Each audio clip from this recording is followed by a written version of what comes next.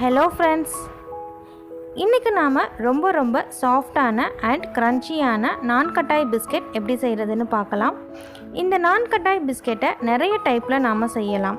Like ஃபுல்லாக கோதுமை மாவில் செய்கிறது, க்ரன்ச்சினஸ்க்காக ரவா ஆட் பண்ணி செய்கிறது, கஸ்டர்ட் பவுடர் ஆட் பண்ணி செய்கிறதுன்னு நிறைய டைப்பில் செய்யலாம். நான் இன்றைக்கி கடலை மாவு யூஸ் பண்ணி இந்த நான்கட்டாய் பிஸ்கட் செஞ்சுருக்கேன். சரி, நாம் இப்போ இந்த பேசன் நான்கட்டாய் எப்படி செய்கிறதுன்னு பார்க்கலாம்.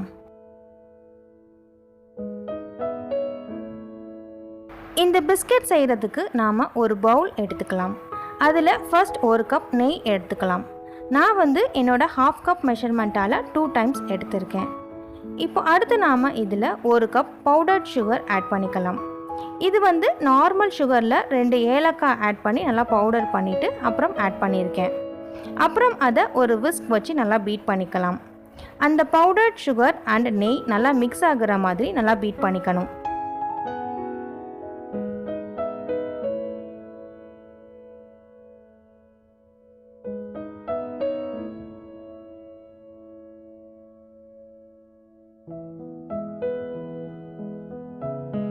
இப்போ அடுத்து நாம் இதில் ஒரு கப் கடலை மாவு ஆட் பண்ணிக்கலாம்.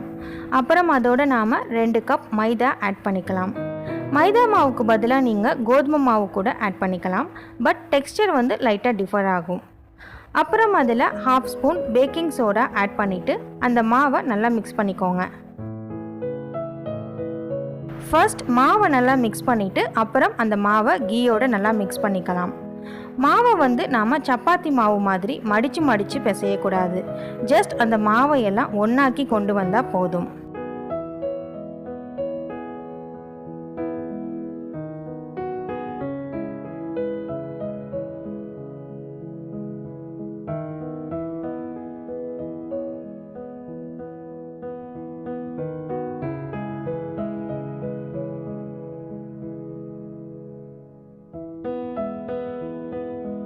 இப்போது மாவு ஒட்டி வருது. பட் அதை ஒரு பால் மாதிரி ஃபார்ம் பண்ண முடியலை.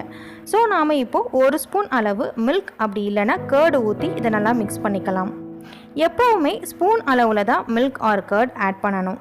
நிறைய ஆட் பண்ணிட்டோம்னா அப்புறம் மாவு தண்ணி ஆகிடும் அண்ட் பிஸ்கட்டோட ஷேப் அழகாக ஹோல்ட் ஆகாது. ஸோ இப்போ மாவு நல்லா ஒட்டி வருது. இதை நாம் ஜஸ்ட் ஒன்றாக்கி வச்சுக்கலாம்.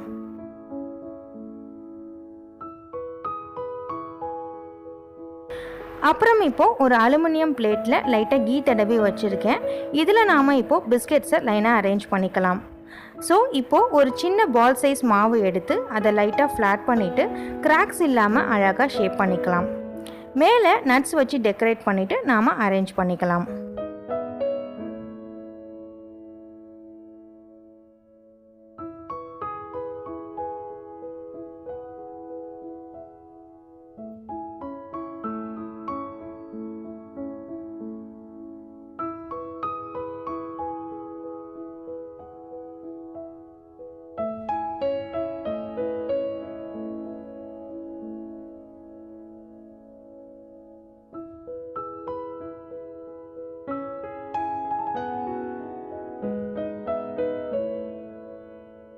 ஸோ இப்போது நம்மளோட பிளேட் ரெடி ஆகிடுச்சு. இப்போ நாம் குக்கரை ப்ரீஹீட் பண்ணிக்கலாம். அதுக்கு ஒரு குக்கரில் அடியில் சால்ட் போட்டுட்டு மேலே ஒரு ஒயர் ரேக் போட்டுட்டு குக்கர் மூடியில் கேஸ்கட் அண்ட் விசில் ரெண்டும் இல்லாமல் போட்டு மூடி ஒரு 5 to 7 minutes ஹை ஃப்ளேமில் வச்சா குக்கர் ப்ரீஹீட் ஆகிடும். அப்புறம் நாம் இந்த பிஸ்கட் பிளேட்டை வச்சு மீடியம் ஃப்ளேமில் ஒரு 12 to 14 minutes பேக் பண்ணோம்னா நம்மளோட சூப்பரான அண்ட் எம்மியான நான்கட்டாய் பிஸ்கட் ரெடி ஆகிடும். ஸோ நம்மளோட நான்கட்டாய் பிஸ்கட் ரொம்ப சூப்பராக பேக் ஆகியிருக்கு. அதோட கலர் அண்ட் அரோமா ரொம்ப சூப்பராக இருந்தது. பிஸ்கெட்ஸை வெளியில் எடுத்ததுமே அதை பிளேட்லேருந்து எடுக்க ட்ரை பண்ணக்கூடாது. ஒரு 2 minutes கூலாக விட்டுட்டு அப்புறம் எடுத்தால் தான் பிஸ்கெட் நல்லா க்ரன்ச்சியாக இருக்கும் அண்ட் எடுக்கவும் ஈஸியாக இருக்கும். ஸோ பாருங்கள் நம்ம பிஸ்கெட் எவ்வளோ சூப்பராக வந்திருக்குன்னு.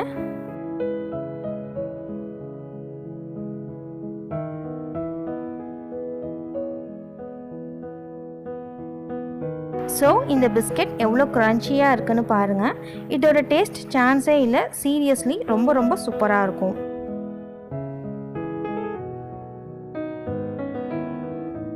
ஸோ ஸோ நீங்களும் கண்டிப்பாக இந்த நான்கட்டாய் பிஸ்கெட்டை ட்ரை பண்ணி பாருங்கள். கண்டிப்பாக உங்கள் வீட்டில் இருக்கிற எல்லாருக்கும் அது ரொம்ப பிடிக்கும். செஞ்சு பார்த்துட்டு எப்படி வந்ததுன்னு மறக்காமல் எனக்கு கமெண்ட் பண்ணுங்கள்.